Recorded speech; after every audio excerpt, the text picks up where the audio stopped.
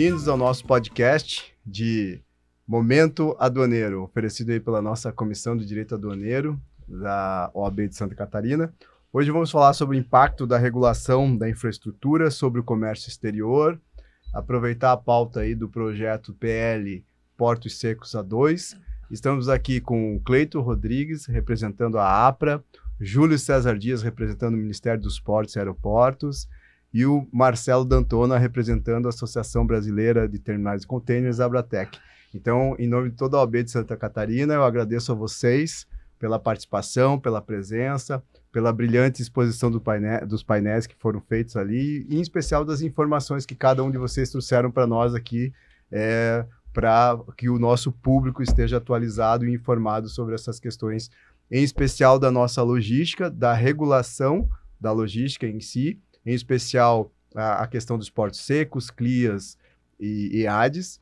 Então, sem muitas delongas, eu vou fazer aqui para o nosso amigo Júlio César Dias, que, aliás, já trabalhou na ANTAC também, né, Júlio? Sim. E já fez parte aqui do Conselho da Autoridade Portuária de Imbituba, né? Então, para nós é um prazer te ter aqui de novo na sede da nossa OAB e saber como é que está esse tema junto ao Ministério dos Portos e Aeroportos e o que você tem a nos acrescentar aqui nesse podcast. Muito obrigado. Obrigado, James, e toda a OAB, né, de Santa Catarina, que proporcionou esse momento aqui de troca, né, de experiências, né, de visões, né, também. É muito importante e assim, para a gente assegurar uma determinação de políticas públicas que sejam, né, factíveis, né, que realmente atendam ao mercado, né, ao cliente, né. Eu, como servidor público, eu sirvo ao público, e o público são vocês, né? E então, assim, é muito importante a gente ter essas experiências justamente para a gente medir como é que está sendo a nossa política pública, o que a gente tem que rever, o que a gente tem que aprimorar, né? E sobre especificamente o assunto, né, o secretário de Portos, Alex Ávila, juntamente com o ministro de Portos, tem mesmo assim atuado, né, sistematicamente junto ao Ministério da Fazenda para aprimorar essa questão aí das CLIAs, né, dos portos secos, né, A2, porque a gente, apesar de saber que tem um impacto, né, uma questão, uma sobreposição ali logística e de concorrencial, né, juntamente com a ANTAC, né, também, ela como órgão regulador, né, do sistema portuário aquaviário, a gente tem tido conversas frequentes, né, constantes com a Receita, de forma a refinar, né, a aperfeiçoar esse PL, né, e as regulamentações, né, instruções normativas, o que seja, né. Essa questão aí de ter um raio, né, que ali a princípio ali foi a famosa área de influência, né? Isso, a área de influência portuária. Está aí 100 quilômetros, mas eu não gosto nem de ficar falando muito o que é isso, porque pode ser que não saia 100 quilômetros, entenda-se que é 50 ou 200, não sei, mas a princípio, né, aí tá em voga esse número, vamos dizer, cabalístico, né, e que, assim, a principal preocupação nossa, né, como já falei ali no nosso painel, é ensejar eventuais reequilíbrios contratuais, né, de arrendatários e tudo mais, haver um prejuízo para eles, né? Então, mas eu vejo, desculpa te interromper, sim, claro. Júlio, mas eu acho até que essa questão da área de influência, justamente por isso da sua importância, ela acaba blindando as estruturas já existentes, né, portuárias e até dos aeroportos em si. Até onde eu tinha acompanhado, deixar claro aqui ao nosso público que isso depois vai depender da aprovação da Assembleia, né, do Congresso, mas esse distanciamento é importante, eu acho que justamente para evitar esse tipo de circunstância, né? Eu tinha um número de 100 para portos organizados e 50 para aeroportos. Aí você viu que já é 100, né? O que também acho que é adequado, não foge muito da regra. E até porque, se a gente colocar, né, se a gente vê um mapa geográfico, as áreas ali são bem limitadas, geralmente, inclusive, até por serras, né? Então, tem toda essa questão até geográfica dessa área de influência, né? Então, nessa linha que eu queria só complementar a tua fala aí. Não, claro, não. A gente está aqui numa discussão, eu estou falando, vocês também podem me ajudar ou complementar aí alguma informação. E a gente não é contra, né? Isso é deixar bem claro, mas a gente tem que colocar todos em pé de igualdade, né? Como o Alex falou, até na comissão lá no Congresso, né? Os iguais, tratar os iguais com iguais e os diferentes de forma diferente. Então, é bem essa linha, né? Então, e também a gente não trazer uma insegurança jurídica para aqueles que já existem, que estão aí com um contrato de 25, 35 anos, com investimentos vultosos. Poxa, depois o cara vai se sentir prejudicado, né? Não queremos isso. Ao mesmo tempo, a gente sabe que nessa questão, né, de cadeia logística, né, a gente é engraçado. Ele não, por exemplo, eu até dei o exemplo ali de TUP, né? Vai liberar o TUP, os portos públicos vão perder. Não, todo mundo ganhou. Por quê? Sim. Porque no comércio exterior há uma coisa multiplicadora, ou seja, um navio ele só pega aquela linha se ele tem demanda. Então você tem que dar abrir as portas para ter essa demanda. Se você restringe, ele não vai. Ele não vai para aquele porto, né? Ele não vai. Agora não, tem um TUP, tem várias instalações portuárias, né? E ali você vê Santos, né? Um exemplo disso, tem TUP, tem de tudo ali. Então você atrai o comércio para ir para aquele porto. E é exatamente esse o problema que a gente tem em outros portos no Brasil. Que é o ganho de escala, né? Que é o ganho de escala. Então aí a gente pode entrar no mérito de definir, não, esse aqui é só feed. Né, porto alimentador, hub, port, feed. Não, também não vamos entrar nesse mérito, né, de definir uma vocação e não pode ter determinado tipo de comércio, que isso acontece um pouco com a aviação, né? O aeroporto internacional, nacional, e às vezes até, falando um pouco aí, né, também de aeroporto, às vezes se pede, né, a gente vê ali uns pedidos para se tornar um aeroporto internacional.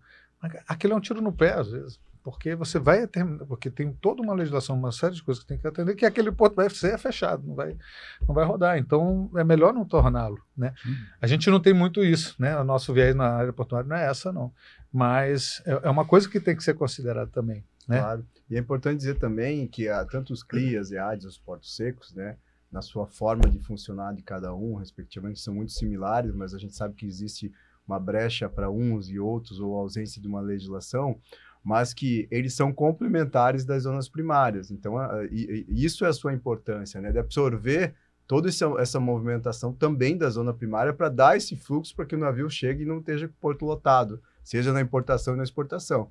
E me parece que o Ministério dos Portos e Aeroportos ficou com uma função muito importante, porque dentro dessa área vocês serão consultados. É isso, Júlio? É isso mesmo. A gente e a ANTAC, né? Nós teremos aí, né, faremos injunções, terá uma análise, né, justamente para não trazer um desequilíbrio, né, contratual, desequilíbrio na cadeia logística e tudo mais. Inclusive que com possibilidade, isso ainda está sendo definido, de consultar, né, alguns portos ou TUPs ali da região que tenham proximidade, que estejam nessa área de influência. Então vai ser uma questão, vai ser boa, sabe? Assim, não vai ser impeditivo. A ideia não é trazer impedimentos, né, mas sim fomentar de forma igualitária e isonômica para todos, um benefício para todos. Muito bom. Excelente. Então, Cleiton, e aí? E a visão do privado? Como é que vocês estão nessa história? Fica à vontade para fazer seus comentários, trazer para a gente aí os pontos positivos, o que demanda um pouco mais de atenção nesse momento. E muito obrigado por estar aqui presente com a gente em Santa Catarina. Eu que agradeço. A gente, na linha que o Júlio falava sobre a questão da área de influência, a APRA sugeriu, né, para a Coana... Perdão, traduz para o nosso público aqui o que Que significa é a APRA. Exato, muito bem. A APRA é uma associação super nova, fundada em 23. Ela vem do Espírito Santo, é uma associação de profissionais de recintos alfandegados. Hoje, ela abrange nacionalmente a partir de 23, se transformando em associação de permissionários de recintos alfandegados de zona secundária. Então, a nossa atuação está 100% em recintos que não são nem porto, nem aeroporto e nem fronteira. Essa é a APRA-BR. E dentro da associação a gente tem falado sobre o marco regulatório e contribuindo com essa questão da área de influência, a gente sugere para a Receita e também para a MIPOR que analise a questão da ocupação dos recintos, né? Quando você for analisar um novo pleito, enfim, um novo entrante naquela região, que se analise a questão da ocupação dos terminais, né, daquela região, já existente na região. Isso acho que é muito interessante porque ela vai de encontro com o novo processo de importação que hoje agiliza a liberação. Então, o mindset dos recintos hoje tem que estar muito mais voltado ao giro da carga do que com o armazenamento estático. E aí, com isso, assim, a gente tem conversado bastante com o mercado que a gente tem que ter, James e colegas, uma estrutura, um projeto de Estado para o Brasil para crescer o comércio exterior e não para ficar só dividindo o que tem, né? Porque às vezes dá a impressão de que os players querem que o tamanho do bolo sempre fique o mesmo. A nossa pretensão é que o bolo aumente, né? E todo mundo ganha dessa forma. E para que isso aconteça, a gente tem que estruturar, né? A gente tem recintos operando por liminar, tem recintos que são CLIAs, que muitas vezes tem um pleito para Receita e não consegue aquele pleito porque o CLIA, né, veio por uma MP que não se converteu em lei, enfim. Então, a gente entende que precisa se resolver essa situação, né? E o jeito melhor de resolver é do jeito que a gente está fazendo aqui, né? Painel, discussão, participação de todos os envolvidos, porque só assim a gente vai conseguir algo que seja bom para todo mundo. E o bom para todo mundo, de novo, é que o comércio exterior brasileiro prospere. E sem estrutura não tem jeito de prosperar, né? Acho que em setembro a gente teve uma audiência pública na Câmara para falar desse projeto. E uma fala me chamou muita atenção, que foi do Fausto, acho que ele é da Coana, da Receita Federal, né? Ele trouxe um indicador, né, de tempo de liberação. 47% do tempo de liberação privado, entre aspas, culpa do depositário, né? E aí o que ele falava? Ele falava assim, por isso a gente tem que tratar a estrutura, porque portal único de comércio exterior, sistema, não resolve esses 47. E é o maior tempo. Então, o maior tempo está dentro do fluxo logístico. Então, se a gente não tiver estruturas que tenham segurança regulatória para avançar, para implantar tecnologia, melhorar processo, aqueles 47 não vai resolver, né? Então, assim, Receita, Mapa, Anvisa tem se profissionalizado cada vez mais para liberar mais rápido.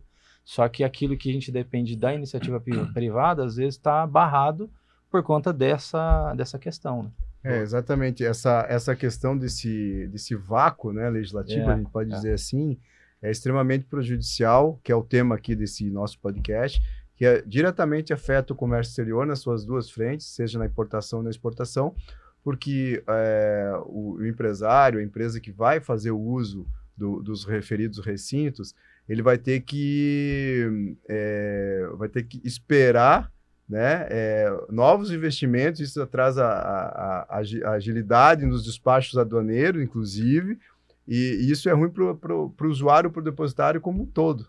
E a Abratec, como é que está nessa história aí, Marcelo? Você está muito quietinho aqui. Já estou escutando aqui, estou aprendendo muito aqui com os colegas, mas Jaime, obrigado pela oportunidade de a gente estar aqui. Eu represento a Abratec, Associação Brasileira dos Terminais de Container. Terminais de container são aquelas áreas grandes, gigantes que tem nos portos brasileiros, que carrega lá fora. Terminal de container. Tudo bem. Tudo interessante, já corre. E descarrega esses navios aí que vêm do comércio, vêm do mundo inteiro, né, para operar nos portos. Mas o tema aqui é a infraestrutura e a regulação, né, e o comércio exterior. Como é que a gente casa esses três aspectos, né? Meu modo de entender isso, assim, primeiro que você tem o palco do comércio exterior é o mundo, né, é o globo. E você, óbvio, né? E a gente não controla o que acontece nesse palco, o que acontece nesse mundo, né? Cada vez mais você tem fenômenos naturais, provocando disrupções, né? Você tem questões geopolíticas, né? Você tem lá um governo da principal potência do mundo hoje jogando gasolina na guerra comercial. Você tem pandemias, como aconteceu recentemente, né? O fato é assim, a gente não controla o que acontece no mundo e por conta disso a gente tem que ter flexibilidade, a gente tem que ter capacidade de reagir e reagir rápido, né? Quando as condições mudam, né? Eu ouvi uma expressão interessante, né? Just in time, agora just in case. Just in case, essa expressão é muito batida hoje, né? Antigamente você queria assim, você queria ter o mínimo possível de estoque, né? E fazer com que o estoque chegasse na porta da sua fábrica no exato momento que você ia usar o parafuso, a peça, o componente. Como é que você faz isso no mundo do Trump, no mundo da pandemia, né? Depois da pandemia isso ficou bem, né? Mudou, então, né? Just in case, né? Você começa a ter estoques, você começa a ter o nearshoring, que é você ter a produção mais próximo do local de consumo e distribuição e por aí vai. Mas, para você ter comércio exterior, você precisa ter infraestrutura. Você precisa ter um terminal de container, você precisa ter portos secos, você precisa ter CRIAs. E se mudam as condições de comércio exterior, você tem que mudar essa infraestrutura de lugar, ou você tem que crescer, diminuir essa infraestrutura. Graças a Deus, a gente vive no Brasil um ciclo virtuoso, né? Acabei de ver os relatórios mais atuais aí dos portos, a gente cresceu 8% em movimentação portuária do ano passado para cá. Pois é. Né? Pô, muito bom. É crescimento chinês isso aí, né? Não é? Mas muda, como eu estou insistindo aqui, né? E a outra questão é que você precisa ter, ao mesmo tempo, né, e esse é o desafio do que a gente está tratando aqui, né, você precisa garantir que essa infraestrutura consiga se manter. Né? Então, se você liberaliza completamente esse mercado, né, e permite que em qualquer lugar tenha um porto, qualquer lugar tenha um porto seco, qualquer lugar abre uma instalação que vai operar no comércio exterior, daqui a pouco tem todo mundo se aproveitando dos momentos de alta, né, mas no momento de baixa, pula todo mundo fora. Né? E quando você tem esse mercado vamos dizer assim, completamente desregulado, né? Que sazonal, quase, sazonal, né? que dá pode, oportunidade, né? que dá vazão a oportunismos até em alguns momentos, né? Você acaba destruindo o valor. Então, em vez de você expandir a capacidade, que é o que você deseja para acompanhar o crescimento do comércio exterior, e em vez de você criar valor, né? Você acaba destruindo o valor. Essa competição predatória pode acabar destruindo o que a gente já tem aqui hoje. Perdão, Marcelo, e acho que é um ponto importante ressaltar isso, e você pode abrir até uma brecha até para a própria segurança, claro, né? Claro. Em razão aí das questões de tráfico, de contrabando. A sociedade sofre, eu acho que isso é muito importante deixar claro, porque hoje as empresas com compliance, com investimentos enormes de segurança, inteligência, com o trabalho da Receita, da Polícia Federal, mesmo assim, né, são quase, não digo diária, mas são semanais as notícias de apreensões em portos, recintos alfandegados. O crime organizado aproveitando o comércio internacional para os seus negócios ilícitos, né? As facilidades que a gente vem trazendo, né? Exatamente. E aí se aproveita. Mas só para concluir, assim, eu vejo aí o desafio, esse binômio, né? Como você garantir flexibilidade para você poder expandir, melhorar, mudar a infraestrutura no momento que é necessário e, ao mesmo tempo, preservar o que já existe, né? Você não andar passos para trás. Para isso, você precisa de uma boa regulação, que é onde a gente vem juntando, né? Esta regulação hoje, no caso do setor portuário, ela pode ser aperfeiçoada e existe a discussão para um novo marco legal para o setor portuário, assim também como para os recintos na zona secundária, né? Eu até brinquei lá dentro do painel que você, sem um marco regulatório bom, é como se você jogasse um jogo de futebol sem ter regras, né? Você vai ficar mais tempo discutindo o jogo do que jogando o jogo. E não é isso que a gente quer. Então é por isso que a gente precisa de um marco regulatório, que é este projeto de lei que está em discussão hoje, e rápido. É isso aí, muito obrigado. O Cleiton, é o seguinte, vamos passar aqui, vamos entrar um pouco na questão, a gente tem uma questão um tanto delicada aqui, né? Hoje a gente passou no painel, ninguém tem a minuta final, ou que não vai ser, claro, final, ela sempre vai ser ajustada, né? Mas cada um já leu a minuta que tramitou aí, mas então a gente ainda está num certo nimbo quanto à última versão. Mas, de qualquer forma, um ponto que me chamou a atenção é com relação ao processo da pena de perdimento por abandono. Eu queria saber a opinião da APRA sobre isso, se da forma como está adequada, que você passe aqui para os nossos ouvintes essa posição de vocês, que eu acho que é muito importante. Não, perfeito. A minuta que a gente analisou, James, tem um artigo que trata do abandono de mercadorias. Então, E a gente tem duas críticas ao texto, né, enquanto APRA. Perdão, que se passados os 30 dias, o recinto teria condições de vender e pagar os custos, ser ressarcido dos custos da armazenagem, eventuais impostos e terceiros, despesas de terceiros e a sobra devolveria. Para o importador que abandonou a mercadoria. É o que eu li também. Perfeito. Então, tem duas preocupações. Primeiro, hoje o prazo para uma mercadoria ser considerada abandonada é de 120 dias na zona secundária. O texto está sugerindo 30 dias. Então, a nossa percepção é que se isso mudar de uma forma abrupta, vai aumentar as cargas em impedimento por abandono, ou seja, as cargas e desculpa serão atrapalhar consideradas de abandonadas. novo, Claro, mas não, isso eu entendo até que essa diminuição desse prazo de 120 para 30 pode ser que crie até uma dificuldade para a própria Receita administrar isso, né? Pode ser, exatamente, com certeza. E aí, então, a gente tem uma preocupação porque quanto mais aumenta a mercadoria abandonada, maior prejuízo do recinto, porque a mercadoria fica apreendida, sem receita, e se eu tiver um cliente que precisa ocupar aquela área, eu estou com a área ocupada por uma carga que não vai trazer financeiro para o cliente, para o recinto, né? E algumas, às vezes, até perigosas, né? Que demandam uma manutenção, que demandam cuidados. Então, realmente, torna um custo. Controle de temperatura. Você tem que controlar a temperatura de algo que talvez esteja vencendo ou vencido, porque você nunca sabe como vai ser o desfecho daquilo, né? O importador pode entrar com mandado de segurança, enfim.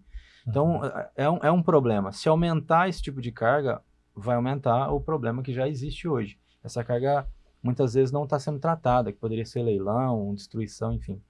E a outra é essa questão, que o recinto passaria ou a ter a possibilidade ou ser obrigado a nacionalizar. Então, o importador abandonou a mercadoria no meu recinto, eu faço uma declaração de importação única, desembaraço pagando imposto e depois na venda de um leilão daquela mercadoria, eu teria que pagar os intervenientes, né? O transportador, o agente de cargas, enfim. Se sobrar alguma coisa, eu ainda devolveria para o importador. Então, a crítica dos associados da APRA é que a pena de perdimento nesse cenário não é mais pena, é benefício. Porque se eu trouxe uma mercadoria que não me interessa mais, eu não perco ela. Deixa quietinho lá, alguém vai cuidar por mim e ainda vou pegar um troco no final, né? Então é um benefício, não é mais pena de perdimento. Complicado. Então, a gente entende que isso precisa ser tratado, a gente precisa discutir mais sobre isso, né? E é o que a gente pretende, né? Na hora que vier o texto oficial, protocolado, com um número de PL, a gente vai discutir para que isso nessa leitura você acaba tratando de um passivo que não é teu e resolvendo um problema para o outro e ainda tendo todo um custo operacional e de tempo, claro, dedicado. Não é simples fazer um leilão, todo mundo sabe como é que funciona. Né? E até porque daí a pessoa que deixou abandonar, ela vai querer ainda que preste contas para ela. Você não duvide disso. Exato. Com certeza. Porque imagina o cenário, eu fui lá, nacionalizei, aí paguei minha armazenagem e minimamente o leiloeiro, porque eu vou ter que contratar um leiloeiro, eu não vou poder eu mesmo leiloar. Quero só dar uma pausa aqui. Claro. A gente vai fazer uma rápida pausa, porque o Dr. Júlio tem voo. Quero agradecer de novo, Júlio, você é nosso irmão aqui do OAB. Muito obrigado, é sempre um prazer enorme estar com você. Eu sei que você teve que encurtar a tua agenda aí nessa semana por nossa causa, então quero te agradecer mesmo, em nome de toda a OAB, todos os advogados de Santa Catarina. Manda um abraço lá para o Alex também, né? E obrigado, só tenho a te agradecer, tá? Eu que agradeço. Eu vou agora, pessoal, por isso ele vai sair rapidinho, a gente vai continuar aqui mais um minutinho. De fininho, né? Mas agradecer imensamente, sempre que eu puder estou disponível, né? Para mim foi uma grata, uma imprevisão, grata imprevisão, porque eu não viria, né? Mas o Alex me indicou para vir, né? Eu fico honrado pela indicação dele, né? Claro, representando a Secretaria de Portos, e claro, o convite aí que vocês encaminharam para a gente poder também expor aí um pouco da nossa visão, da política pública sobre essa questão que é tão primorosa aí para o setor portuário e o comércio exterior. Mas eu agradeço aos meus pares e qualquer coisa estou à disposição em Brasília. Obrigado, retorno, Júlio. Obrigado, até logo. Perdão, te atrapalhei? Sim. Não atrapalhou não. Então eu dizia, eu nacionalizei a mercadoria e preciso minimamente pagar a armazenagem do recinto, né? Porque a gente já fez todo esse trabalho, pagar o leiloeiro, e se não sobrar, o transportador pode vir na cola do depositário, falando, olha, você se beneficiou daquela mercadoria e tem uma dívida vinculada àquele embarque, como é que ficaria isso, né? Minimamente, estou na casa dos advogados, mas minimamente eu vou ter que gastar com advogado, né, James? Com certeza. Isso aí. E advogado bom custa caro. Então, olha aí. Deve custar, né? Vale Tem muito. que ser assim, né? Custa caro, mas vale muito. Mas brincadeiras à parte, eu queria ver de vocês, né?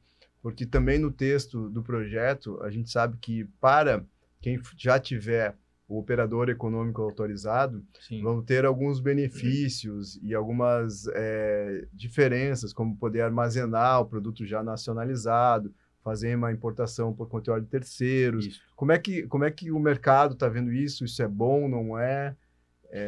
Fala para o nosso público, por favor, a visão de vocês. Eu vou deixar você falar um pouco, depois o Marcelo complementa. Na visão da zona secundária, isso é inevitável, né? Que o recinto tenha mais serviços, além da armazenagem. Eu falava antes que o mindset tem que ser o giro da carga e não o armazenamento. Então, pensando nisso, cada vez mais os recintos vão ter que abranger outros serviços que estão dentro daquela cadeia do cliente, né? Então, não só armazenagem, mas o agenciamento e tudo mais. O ponto de atenção aqui é que a minuta fala sobre o recinto OEA poder fazer esse serviço, mas já existem empresas no mercado que já fazem e talvez não sejam OEA.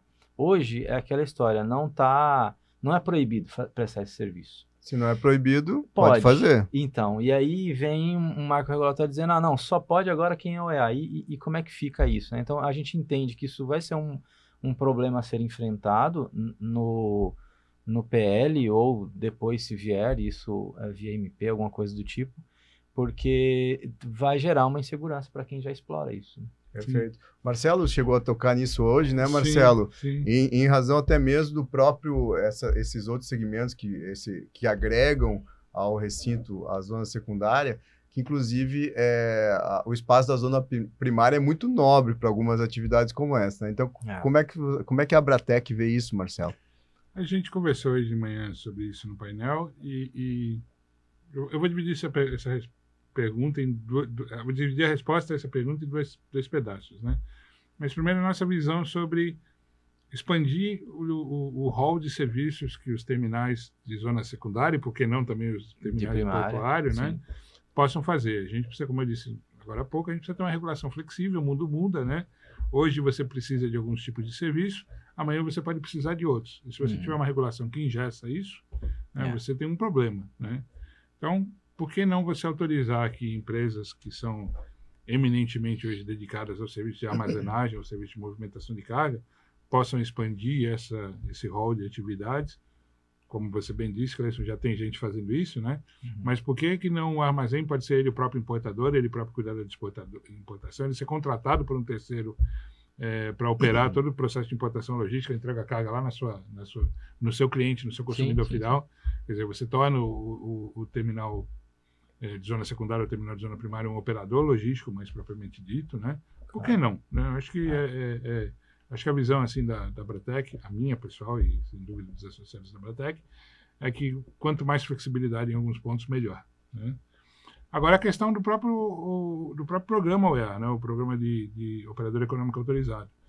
É um programa que visa essencialmente você ter uma relação de confiança entre os reguladores e os regulados, né? Entre o Receita Federal e os intervenientes no comércio exterior, né? E se essa relação de confiança se aprofunda, né, você passa a ter possibilidades que você não tem hoje, né? Então você não precisa ter um fiscal mais lá no terminal, lá na zona secundária, acompanhando a liberação das cargas, porque há uma confiança que o terminal portuário vai ter lá toda uma infraestrutura, né, visando a segurança daquelas cargas, até com câmaras para que você possa fazer inspeção remotas e por aí vai. Então, assim, em troca desta confiança, o operador econômico autorizado, o terminal portuário, o terminal de zona secundária, tem que disponibilizar cada vez mais infraestrutura, cada vez mais controles, né? O que é saudável, de um lado. Mas, por outro lado, é justo que ele tenha algum tipo de recompensa em relação a isso, né? Então, esse é o espírito do programa, né? Do programa EA. Você me entrega mais confiança, você aprofunda a nossa relação aqui de confiança, né? E em troca você vai poder fazer algumas coisas que quem não é operador econômico autorizado, em quem eu não confio, eu não vou deixar fazer. Então, eu acho que talvez nesse caso, talvez o espírito do projeto de lei seja esse, né? Exato. Assim, até uma sugestão, se chegar nos colegas da Receita, é que os benefícios do importador seja vinculado ao desembaraço num recinto alfandegado OEA. Exato. Porque hoje, veja, o recinto, ele investe para ser OEA. E aí o importador vai gozar do benefício, ele goza do benefício num operador que não é OEA e nem faz questão de sê-lo. Então esse é um negócio que joga o programa dentro do hall de depositário para baixo, né? Porque qual que eu vou justificar, né? Meu concorrente não faz nenhum movimento no sentido de se certificar. E o importador está desembaraçando lá de maneira mais séria. Muitas vezes tirando a tua carga, né? Exato, está tirando o programa EA não é um programa brasileiro, desculpa interromper. Exato, ele é baseado num framework, né? Num conceito criado pela Organização Mundial das Alfândegas. Sim. E um dos conceitos é esse mesmo, é você procurar. Um dos pilares do programa EA é você certificar toda a cadeia. Todos os elos, exatamente. Todos os elos da cadeia logística, né? Talvez então, seja o momento. Razão. Talvez seja o momento. Então, 2026 fica aí o hashtag. Boa ideia. Brincadeira. Então tá, pessoal, a gente vai caminhando aqui para o final. Boa. Eu agradeço de novo a APRA BR, a Abratec, por vocês terem vindo aqui participar. A APRA foi nossa apoiadora desde o início também. Quero deixar isso aqui e agradecer a todos vocês lá, toda a diretoria, por acreditar no nosso projeto, nesse congresso. Vocês vão ser sempre bem-vindos aqui em Santa Catarina. Obrigado. Eu vou dar o minuto final aí para o Marcelo fazer suas considerações. Fica à vontade, e depois para o Cleito aqui. Eu vou encerrar só elogiando a iniciativa da OAB. Não é, vamos dizer assim, não é natural que uma entidade de classe, a Ordem dos Advogados, esteja lá nos apoiando para a melhoria da infraestrutura do comércio internacional, né? Eu acho que isso revela, foi outra palavra muito usada hoje durante a reunião de manhã, só revela assim, a visão de vocês de que infraestrutura é fundamental para o desenvolvimento da economia do país e o fato de que vocês assumiram esse desafio de ter esse protagonismo em relação ao comércio internacional brasileiro, né? Parabéns pela iniciativa. Muito obrigado. Cleito. Também quero agradecer a OAB, né, James, e agradecer o tema que vocês trouxeram, porque eu sou de uma comissão de direito aduaneiro, acompanho muitos eventos de direito aduaneiro e essa questão da infraestrutura, principalmente o marco regulatório do A2, não tem tido tanto espaço. A gente conseguiu espaço aqui, então parabéns, porque realmente é algo que precisa ser tratado e agradeço também a hospitalidade, né, vocês estão sendo muito cordiais com a gente aqui, né? Parabéns, eu espero que esse evento se multiplique e amplie cada vez mais. Sim, ano que vem estaremos aqui num evento um pouco maior, nós vamos sediar, graças a Deus, conseguimos, lutamos bastante para sediar o evento nacional, parabéns. São das matérias de marítimo, portuário e aduaneiro, e vai ser nos dias 11, 12 e 13 de novembro no Costão do Santinho aqui em Florianópolis. Estamos trabalhando bastante para realizar. E espero estar com vocês juntos lá nessa data também, com a gente, tá bom? Conte com a gente. Obrigado, pessoal.